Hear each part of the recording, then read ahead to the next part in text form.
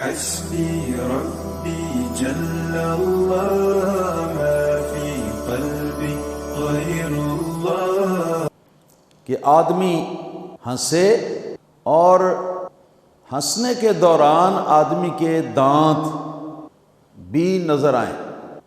اس کو عربی زبان میں کہتے ہیں ضحک. ضاد ہا حلوے والی اور کاف کشک والا. ضحک یعنی دانت جو ہیں وہ کھل جائیں، دانت ہنسنے میں نظر آئیں اور بس. اور تیسری صورت جو ہے اس میں یہ ہے کہ منہ بھی کھل جائے، دانت بھی کھل جائیں اور ساتھ آواز بھی پیدا ہو، ہنسنے کی آواز بھی پیدا ہو. اس کو عربی زبان میں کہتے ہیں قہقہا. ہماری اردو زبان میں بھی یہ لفظ جو ہے یہ پہچانا جاتا ہے. اردو میں کہتے ہیں قہقہا لگا کر ہنسنا. مراد یہ ہوتی ہے کہ منہ خوب کھل جائے، دانت بھی کھل جائیں اور آواز بھی پیدا ہو ہنسنے کی. یہ تو تین صورتیں ہیں. اب درمیان والی جو صورت ہے کہ ہنستے ہوئے دانت نظر آئیں، دانت کھل جائیں، اس کو عربی زبان میں ضحک کہتے ہیں. ضاد ہا حلوے والی اور کاف کشک والا. مگر اردو زبان میں اس کا کوئی متبادل لفظ نہیں ہے. تو یہ تین صورتیں آپ حضرات کے سامنے آ گئیں. ان میں سے پہلی صورت جو تھی جس کو مسکراہٹ یا مسکرانا کہتے ہیں، یہ تو نبی اکرم صلی اللہ تعالی علیہ وآلہ وسلم کے چہرہ اقدس کے اوپر یہ کیفیت جو ہے یہ طبعی طور پر، پیدائشی طور پر ہمیشہ رہتی تھی. اور دوسری صورت جو ہے کہ جس میں دانت بھی نظر آئیں، یہ صورت ہنسنے کی، یہ حضور سرکار دو عالم صلی اللہ تعالی علیہ وآلہ وسلم کو کبھی کبھی پیش آتی تھی. جب بہت زیادہ خوشی کا مقام ہو یا بہت زیادہ تعجب کا موقع ہو. لیکن سرکار کی عادت مبارکہ تھی کہ تبسم تو ہر وقت سرکار کے چہرہ مبارک کے اوپر رہتا. یہ سرکار کی فطری ایک خاصیت تھی، ایک صفت تھی. اور اس میں بھی اتار چڑھاؤ ہوتے رہتے ہیں. کبھی مسکراہٹ کم درجے کی ہوتی ہے، کبھی درمیانے درجے کی ہوتی ہے، کبھی زیادہ درجے کی ہوتی ہے مسکراہٹ. تو جب دنیاوی معاملات کے اندر کوئی خوشی کی بات ہوتی تو سرکار دو عالم صلی اللہ تعالی علیہ وآلہ وسلم آپ صرف مسکراتے. درمیان والی کیفیت جو آگے والی ہے وہ دنیاوی خوشی کے مقام پر، موقع پر یہ نہ ہوتی. البتہ آخرت کے بارے میں یہ پڑھا ہے کہ اگر آخرت میں کسی خوشی یا کسی تعجب کی بات ہوتی تو اس وقت نبی کریم صلی اللہ تعالی علیہ وسلم کے ہنسنے کی درمیانی صورت جو ہے وہ پیش آتی.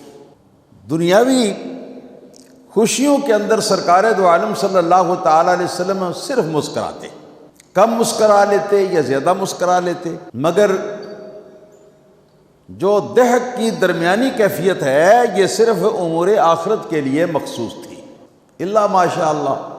اور رہ گئی یہ تیسری صورت کہ ہنسنا اور خوب کھل کھلا کے ہنسنا، آواز بھی پیدا ہو.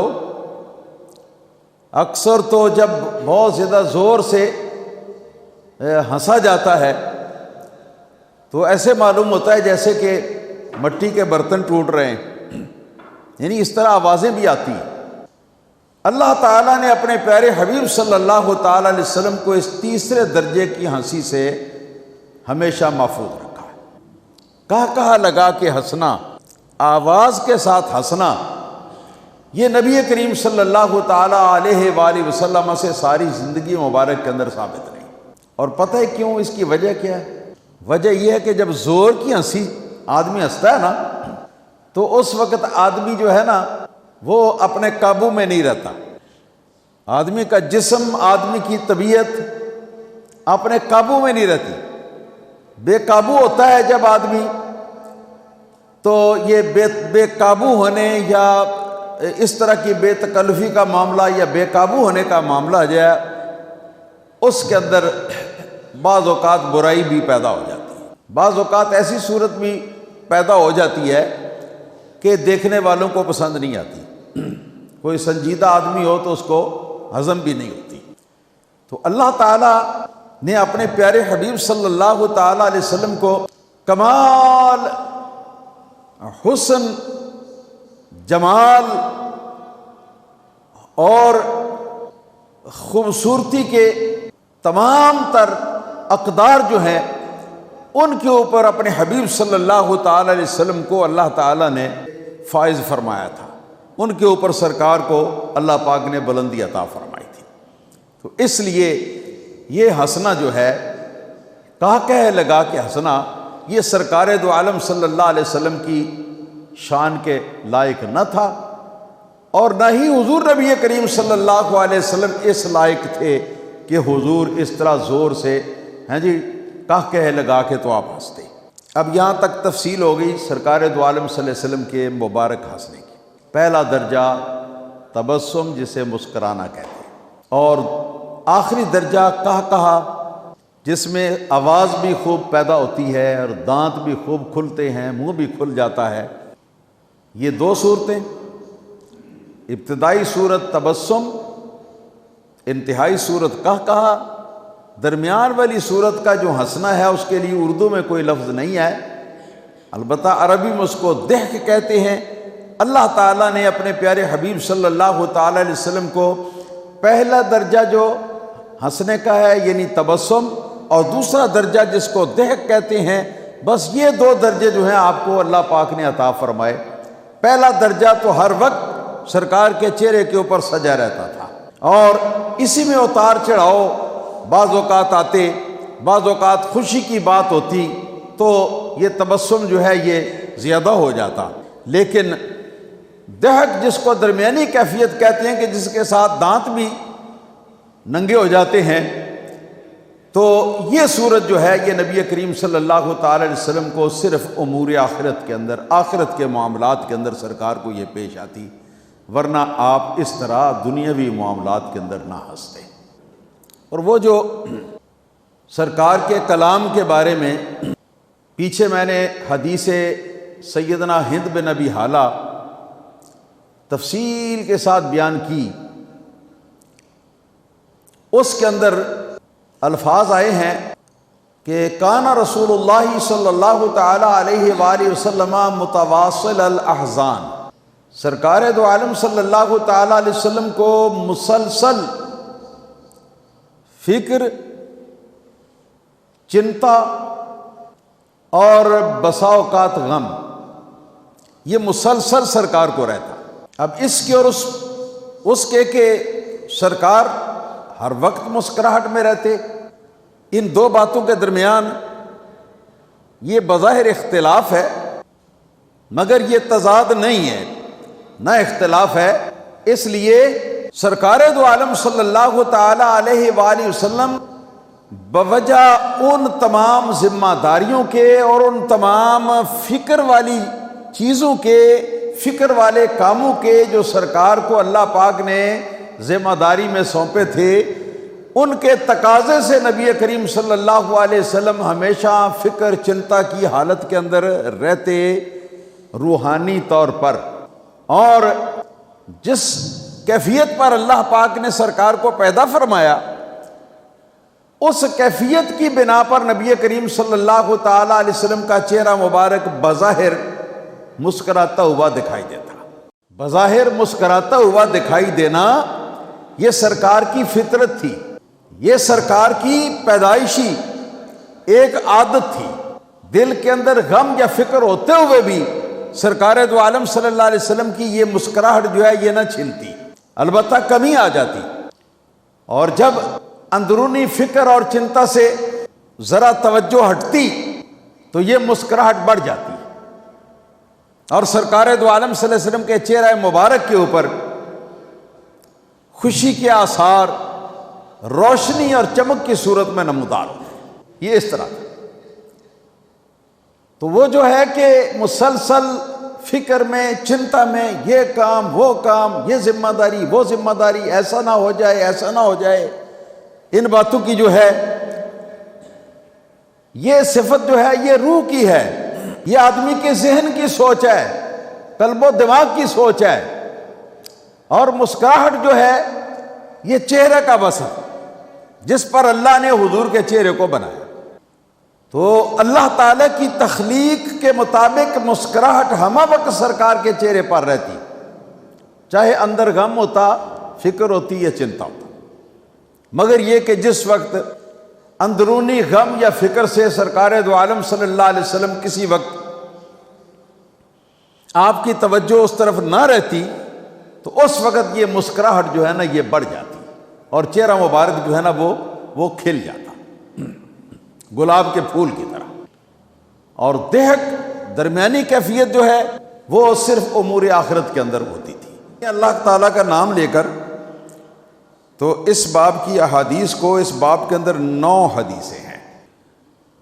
پہلی حدیث، حدثنا احمد بن منیع قال حدثنا عباد بن العوام قال اخبرنا الحجاج وهو ابن ارطاط عن سماک بن حرب عن جابر بن سمرہ رضی اللہ تعالی عنہ قال۔ اس باب کی پہلی حدیث ہے۔ امام ترمذی نے فرمایا کہ ہم کو یہ حدیث امام محدث احمد بن منی نے بیان فرمائی۔ انہوں نے فرمایا کہ ہم کو یہ حدیث حضرت عباد بن عوام محدث نے بیان کی۔ انہوں نے فرمایا کہ ہم کو یہ حدیث محدث امام حجاج بن ارطاط نے بیان کی، اور وہ اس حدیث کو حضرت سماک بن حرب تابعی سے روایت کرتے تھے۔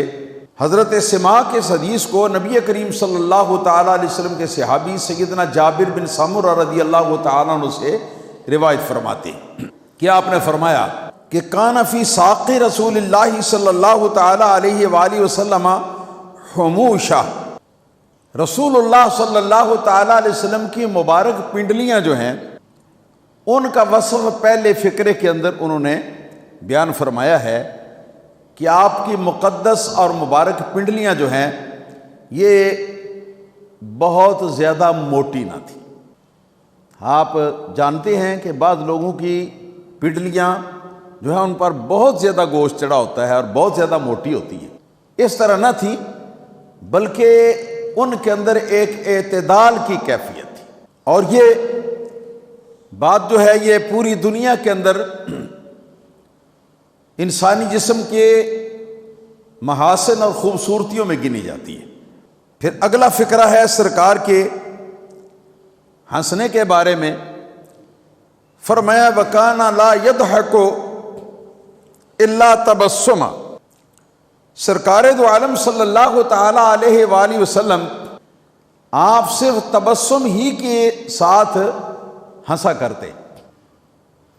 اور پیچھے ایک حدیث کے اندر آیا تھا کہ جل ضحکہ تبسم، کہ سرکار دو عالم صلی اللہ علیہ وسلم کا زیادہ سے زیادہ ہنسنا جو ہے وہ تبسم کی صورت میں ہوتا، یعنی تبسم جو عام حالت سے ذرا زیادہ ہو جاتا ہے وہ، یہ نبی کریم صلی اللہ تعالی علیہ وسلم سے کی اکثر و بیشتر ہنسنے کی جو عادت ہے اس کے بارے میں انہوں نے بیان فرمایا۔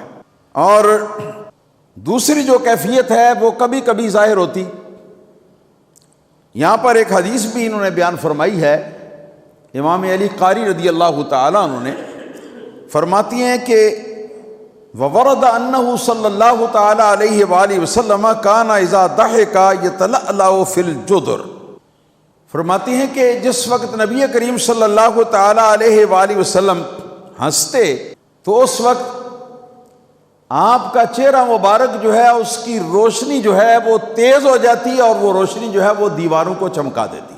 اَيْ يُشْرِقُ نُورُهُ عَلَيْهِ إِشْرَاقًا كَإِشْرَاقِ الشَّمْسِ عَلَيْهَا، فرماتی ہیں کہ جس طرح سورج دیوار کے سامنے جب آتا ہے تو دیوار پر دھوپ چمکتی ہے.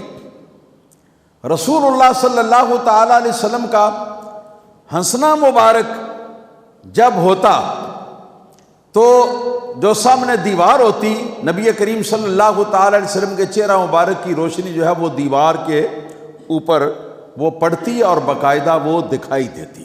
فَكُنْتُ إِذَا نَظَرْتُ إِلَيْهِ قُلْتُ أَكْحَلُ الْعَيْنَيْنِ وَلَيْسَ بِأَكْحَلْ. تیسرا فقرہ جو انہوں نے فرمایا ہے حضرت جابر بن سمرہ نے، اس کا تعلق نبی کریم صلی اللہ علیہ وسلم کی مبارک آنکھوں کے ساتھ ہے. لفظی ترجمہ پہلے سنیے. فرماتی ہیں فَكُنْتُ إِذَا نَظَرْتُ إِلَيْهِ، فرماتے ہیں جب بھی میں حضور نبی کریم صلی اللہ تعالی علیہ وسلم کی طرف نظر اٹھا کے دیکھتا، قُلْتُ أَكْحَلُ الْعَيْنَيْنِ، تو میرا ذہن و دماغ یہ کہتا کہ نبی پاک صلی اللہ تعالی علیہ وسلم کی مبارک آنکھوں کے اندر سرما لگا ہوا، سرما لگا ہوا. فرماتی ہیں وَلَيْسَ بِأَكْحَلْ، حالانکہ حقیقت یہ تھی کہ نبی پاک صلی اللہ علیہ وسلم نے اس وقت سرما نہ لگایا ہوتا. نتیجہ کیا نکلا؟ نتیجہ یہ نکلا کہ نبی پاک صلی اللہ علیہ وسلم کی یہ جو پلکیں ہیں، یہ جو لمبے لمبے بال آنکھوں کے پپوٹوں پر ہوتے ہیں، جہاں پر یہ بال اگتے ہیں، ان بالوں کے اگنے کی جگہ جو ہے وہاں سرما لگاتے ہیں نا، تو وہ سرما لگانے کی جو جگہ ہے وہ قدرتی خلقتاً پیدائشی طور پر سرمگی تھی، یعنی اس طرح تھی جیسے سرما لگا ہوا ہے. حالانکہ سرکار دو عالم صلی اللہ تعالی علیہ وسلم بھی اکثر و بیشتر رات کے وقت آپ سرما جو ہے وہ استعمال فرماتے تھے، لیکن زیادہ تر سرما نبی کریم صلی اللہ علیہ وسلم جو استعمال فرماتے تو وہ جو سفید رنگ کا یا کریم کلر کا سرما ہوتا ہے، جس کو اسمد کہتے ہیں. جو لوگ حج یا عمرے کے لیے جاتے ہیں تو وہاں سے وہ ملتا ہے پسا ہوا زمزم شریف کے پانی کے اندر، تو وہ لے کے آتے ہیں. وہ ہلکا پیلا رنگ ہوتا، اس کا آف وائٹ کہہ لیں یا اس کو کریم کلر کہہ لیں. وہ سرما اکثر و بیشتر سرکار لگایا کرتے تھے. کبھی کبھی کالا سرما بھی لگا لیتے تھے، اور لگایا کرتے تھے ہمیشہ رات کو، دن کے وقت نہیں لگایا کرتے تھے. مگر یہ وہ صورت ہے جس صورت میں سرکار نے کبھی سرما نہیں لگایا ہوا ہوتا، اور سرما آپ کی آنکھوں کے اندر بسا ہوا نہیں ہوتا جو لگایا جاتا ہے وہ. تو اس صورت میں حضرت جابر بن سمرہ رضی اللہ تعالیٰ عنہ فرماتے ہیں کہ اچانک جب نظر پڑتی تو یوں لگتا جیسے سرکار نے آنکھوں میں سرما ڈالا ہوا ہے. جی، حالانکہ سرکار دو عالم صلی اللہ علیہ وسلم نے سرما اس وقت لگایا ہوا نہ ہوتا. مطلب کیا کہ قدرتی طور پر سرکار دو عالم صلی اللہ علیہ وسلم کی آنکھوں میں رنگ وہ تھا پلکوں کے بال اگنے کی جگہ پر کہ جو رنگ سرمے کا ہوتا ہے. ایک حدیث پہلی جو ہے وہ پوری ہو گئی. اب دوسری حدیث ہے. فرماتے ہیں حدثنا قتیبۃ بن سعید قال حدثنا ابن لہیعۃ عن عبید اللہ بن المغیرہ عن عبد اللہ بن الحارث بن جزء قال ما رأيت احدا اکثر تبسما من رسول اللہ صلی اللہ تعالی علیہ وآلہ وسلم. ترمذی فرماتے ہیں کہ ہم کو یہ حدیث امام محدث قتیبہ بن سعید رضی اللہ تعالی عنہ نے بیان کی. انہوں نے فرمایا کہ ہم کو یہ حدیث امام محدث عبداللہ بن لہیعہ نے بیان کی. وہ اس حدیث کو حضرت عبید اللہ بن مغیرہ سے روایت کرتے تھے، اور عبید اللہ اس حدیث کو مشہور صحابی رسول حضرت عبداللہ بن حارث بن جزء رضی اللہ تعالی عنہ سے روایت کرتے تھے کہ آپ نے فرمایا. حدیث ان کی بعد میں بتاؤں گا، پہلے میں یہ عرض کروں کہ یہ عبداللہ بن حارث بن جزء نبی پاک صلی اللہ تعالی علیہ وسلم کے زندگی مبارک ظاہری جو ہے اس کے بالکل آخری دنوں میں نبی پاک صلی اللہ تعالی علیہ وسلم کی بارگاہ میں حاضر ہو کر حلقہ بگوش اسلام ہوا تھا۔ یعنی یہ کہ سرکار کی زندگی مبارک ظاہری کے کل 40 روز جو ہیں حضرت عبداللہ بن حارث بن جز رضی اللہ تعالیٰ عنہ کو ملے تھے، اور اس دوران میں سرکار دو عالم صلی اللہ تعالیٰ علیہ وسلم کی خدمت اقدس میں یہ اکثر حاضر رہتے تھے ان 40 دنوں میں، اور فرمایا کرتے تھے کہ مجھے رسول اللہ صلی اللہ علیہ وسلم نے اپنی بارگاہ کے اندر حاضر ہو کر بیٹھنے سے کبھی نہیں روکا تھا۔ یعنی قاعدہ یہ تھا کہ پہلے آنے والے اجازت لیتے تھے، پھر سرکار کی بارگاہ میں حاضر ہوتے۔ یہ اس وقت کا قاعدہ تھا جب سرکار اپنے حجرہ مبارکہ میں ہوں، اور جب عام کھلا دربار مسجد شریف کے اندر ہوتا تو اس میں تو پھر اجازت لینے کی کوئی ضرورت نہ ہوتی۔ تو مقصد یہ ہے کہ سرکار دو عالم صلی اللہ علیہ وسلم جب اپنے خواص صحابہ کرام کے ساتھ کسی ضروری اصلاح مشورے کے لیے آپ بیٹھے ہوتے، یا کسی ضروری کام کے لیے بیٹھے ہوتے، یا یہ کہ رسول اللہ صلی اللہ علیہ وسلم اپنے گھر کے اندر تشریف فرما ہوتے، گھر سے مراد مردانہ حصہ ہے، تو آپ فرماتے ہیں کہ میں جب بھی سرکار کی بارگاہ میں حاضر ہوا تو مجھے کبھی بھی روکا نہیں گیا۔ اس سے یہ پتہ چلتا ہے کہ سرکار دو عالم صلی اللہ تعالیٰ علیہ وآلہ وسلم کا ان پر خصوصی کرم تھا، اور ان کو سرکار نے اپنے خواص کے اندر شامل فرما لیا ہوا تھا۔ یہ اتنے زیادہ خوبصورت تھے، اتنے زیادہ خوبصورت تھے کہ حضرت سیدنا عمر فاروق اعظم رضی اللہ تعالی عنہ ان کے بارے میں فرمایا کرتے تھے کہ یہ جو عبداللہ بن حارث بن جز ہیں، فرماتے تھے کہ عبداللہ یوسف و حاذہ الامہ، یہ اس امت کے یوسف ہیں۔ یعنی خوبصورتی اور حسن و جمال کے کمال کے اعتبار سے اتنے زیادہ یہ خوبصورت ہے۔ اور یہ فرماتے ہیں وَمَا رَآنِي رسول اللہ صلی اللہ علیہ وآلہ وسلم منذ اسلمت الا ضحکا۔ سرکار دو عالم صلی اللہ تعالی علیہ وآلہ وسلم آپ نے جب بھی مجھے دیکھا تو مجھے دیکھ کر سرکار دو عالم صلی اللہ علیہ وسلم ہنس دیتے۔ وہ جو تبسم اور کہا لگانے کی درمیان کی کیفیت ہے نا، اس کیفیت میں سرکار دو عالم صلی اللہ علیہ وسلم ہو جاتے مجھے دیکھ کر، جب بھی میں سرکار کے سامنے آتا۔ کبھی ایک بار بھی یہ کیفیت مس نہ ہوئی۔ اس کی وجہ ائمہ محدثین نے یہ لکھی ہے کہ سرکار کی زیادہ سے زیادہ توجہ اللہ تعالیٰ اور اللہ تعالیٰ کے انعامات پر ہوتی، اور سرکار دو عالم صلی اللہ تعالیٰ علیہ وسلم جب ان کو دیکھتے کہ عام لوگ جو ہیں اس امت کے، ان لوگوں کے مقابلے میں ان کو اللہ پاک نے بہت زیادہ حسن و جمال کا کمال عطا فرمایا ہے، تو اللہ تعالیٰ کی اس کثیر انعام کو اور اللہ پاک کی اس بہت بڑی دین کو سرکار دو عالم صلی اللہ علیہ وسلم جب ان کو دیکھتے تو دیکھ کر تو وہ یاد فرماتے، اور یاد فرما کے سرکار کو ہنسی آ جاتی۔ تو اس کا تعلق بھی امور آخرت کے ساتھ ہی ہے۔ اللہ تعالیٰ کا شکر ادا کرنا حسن و جمال پر جو اللہ پاک نے سرکار کی امتی کو جو یہ خوبصورتی عطا فرمائی ہے۔ تو یہ ارشاد فرماتے ہیں حدیث ان کی، ما رأیت احدا اکثر تبسما من رسول اللہ صلی اللہ تعالی علیہ وآلہ وسلم۔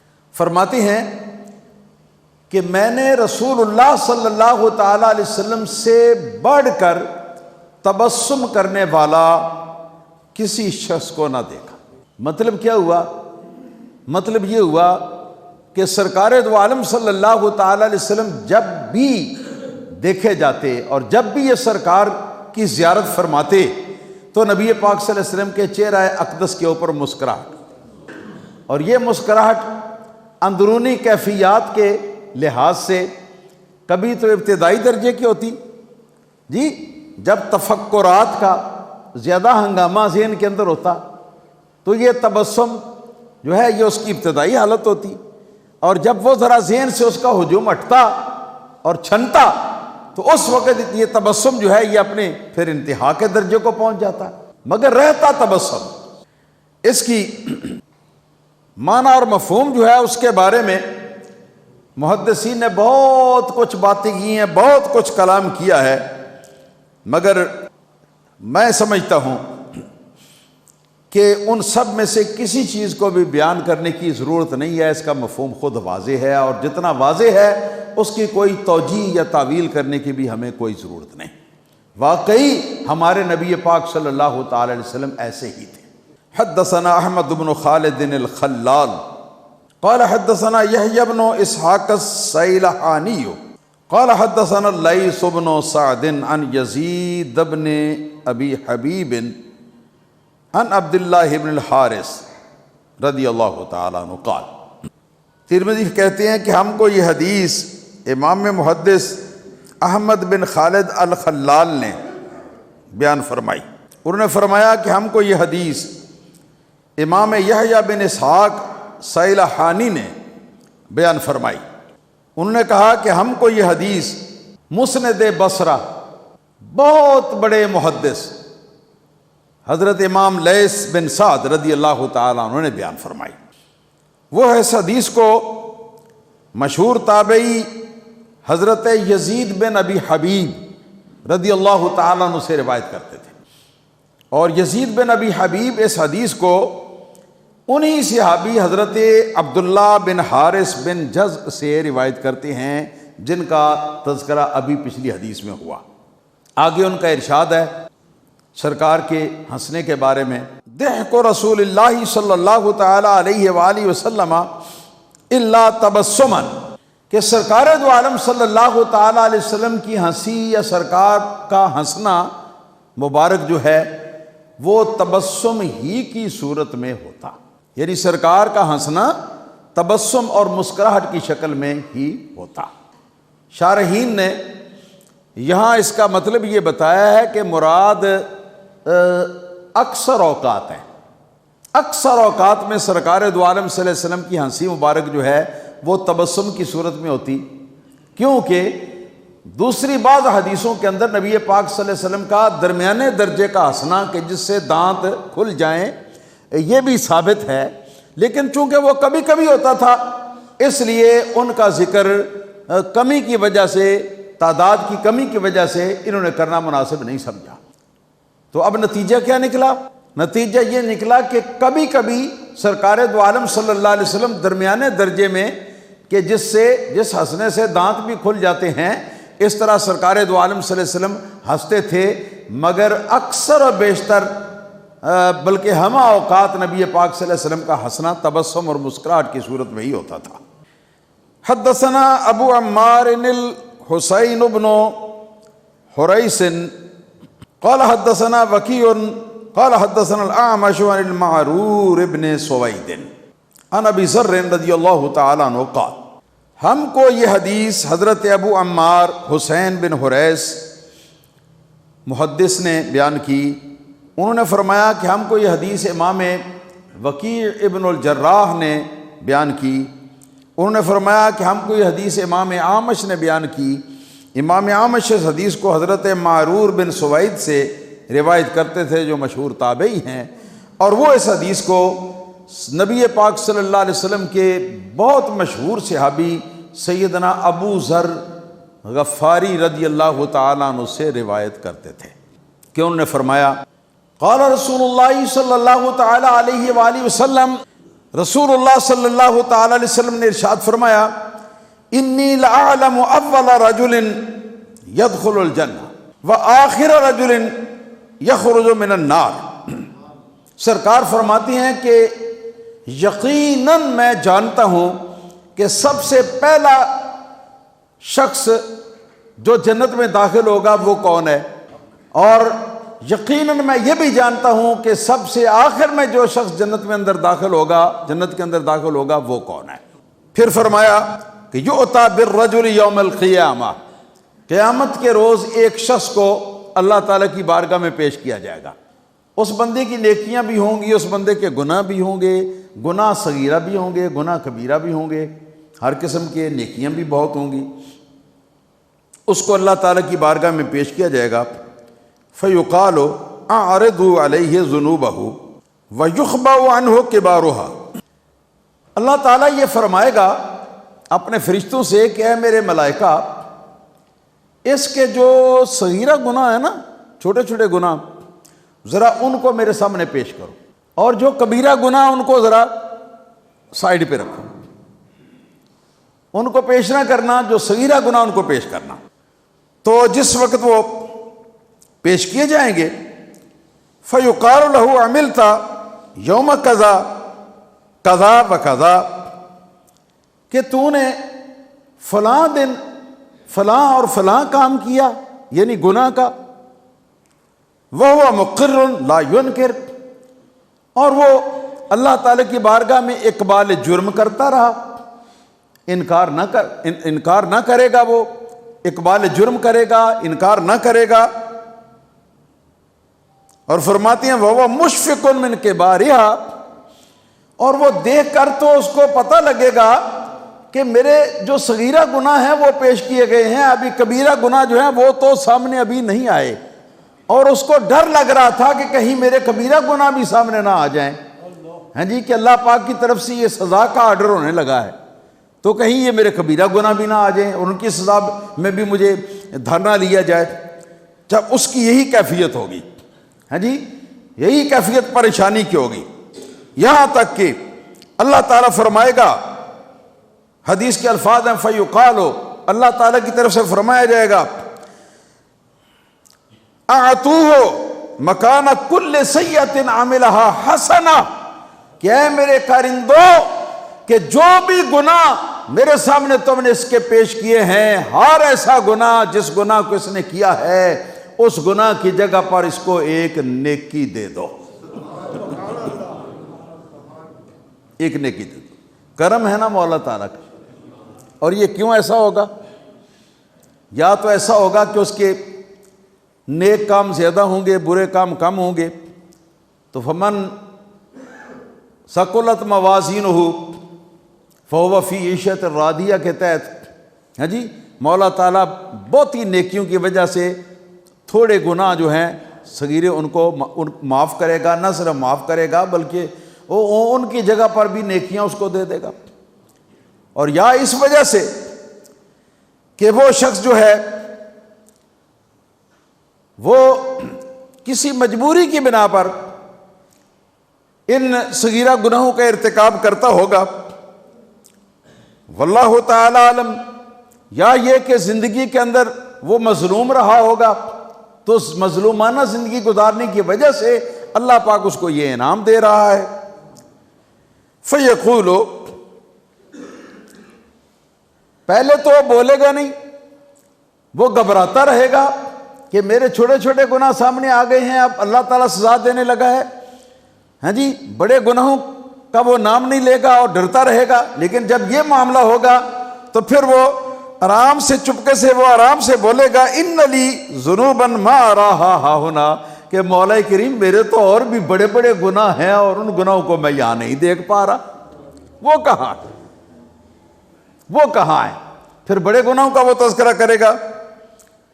چنانچہ قال ابو ذر غفاری رضی اللہ تعالیٰ عنہ فرماتے ہیں فَلَقَدْ رَأَيْتُ رسول اللہ صلی اللہ علیہ وسلم ضَحِكَ حَتَّى بَدَتْ نَوَاجِذُهُ، کہ میں نے اس وقت رسول اللہ صلی اللہ علیہ وسلم کو دیکھا کہ تعجب کی وجہ سے نبی پاک صلی اللہ علیہ وسلم اتنا ہنسے کہ سرکار دو عالم صلی اللہ علیہ وسلم کی داڑھ مبارک جو ہے نا یہ ظاہر ہونے کے قریب ہو گئی. بس میں اس کو بغیر تبصرے کے ختم کر دیتا ہوں. اللہ تعالیٰ کی بارگاہ میں دعا ہے کہ اللہ تعالیٰ ہمیں اپنے پیارے حبیب صلی اللہ علیہ وسلم کے رنگ کے اندر رنگ دے. بس اس سے بڑا کوئی کمال نہیں ہے دنیا میں ہمارے لیے.